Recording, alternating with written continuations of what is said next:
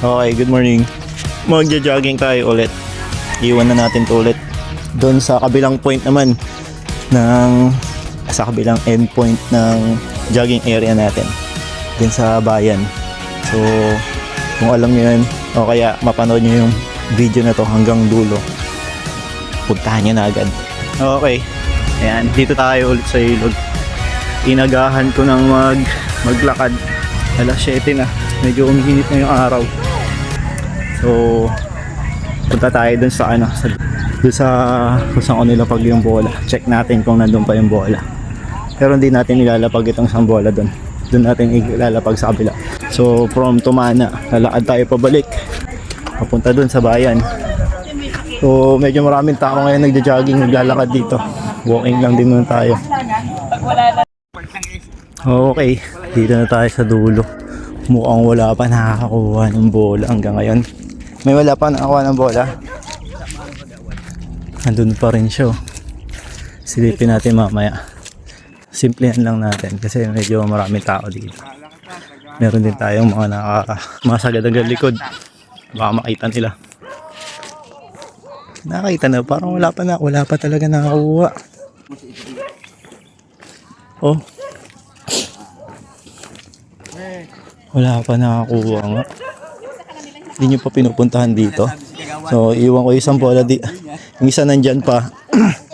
Tapos yung isa doon sa kabilang dulo. Pero hindi dito. Doon pa sa kabila.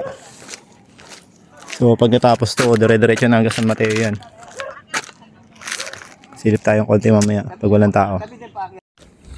Okay, so wala nang tao. Nagbalikan na sila. Silipin natin to. Kung nandito pa. Tapos ahas na yung nasa loob, no? Uy, nandito pa. Hindi pa nila kinukuha. Wala pa kumukuha ng bola. Alam nyo na. Wala pa kumukuha ng bola. So, madodoble yung lapag natin. Makapaglapag tayo dito ng bola. Tapos, yung isa ilalagay pa natin doon. Doon sa kabila. Baka isa lang din makakuha nun. Yung makakuha dito, siya rin yung makakuha doon sa may bayan. Tingnan natin kung sino yung maswerte nun. So, makakuha pala ng bola, no? Please i-comment nyo doon sa baba yung picture ng bola na hawak ninyo. O kaya kahit yung bola na lang para at least kahit pa paano malaman namin nakakuha na. See you again. So, panoorin nyo hanggang doon sa yung paglalakad natin kung saan natin lalapag itong sambola. Okay, so nakita ko na kung saan ko lalapag to. So, ito yung lugar. Dito yung kay Our Lady of Lourdes. Tapos dito natin lalapag. Dito sa likod ng kahoy.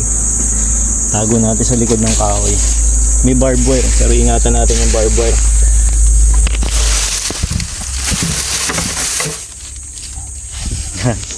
Oh. Diyan ko nilapag yung bola. Hindi kita dito sa labas yan. Yeah! Okay. So, puntahan nyo na dito. Puntahan nyo na dito agad. Baka maunahan. So, pwedeng yung makakuha na ito. Pag nakuha mo to, punta mo din agad yun sa kabilang dulo. So, point to point. Parehas, dulo-dulo. Ganda kung i-jogging mo lang para nakapag-exercise ka na rin. Bola hunting.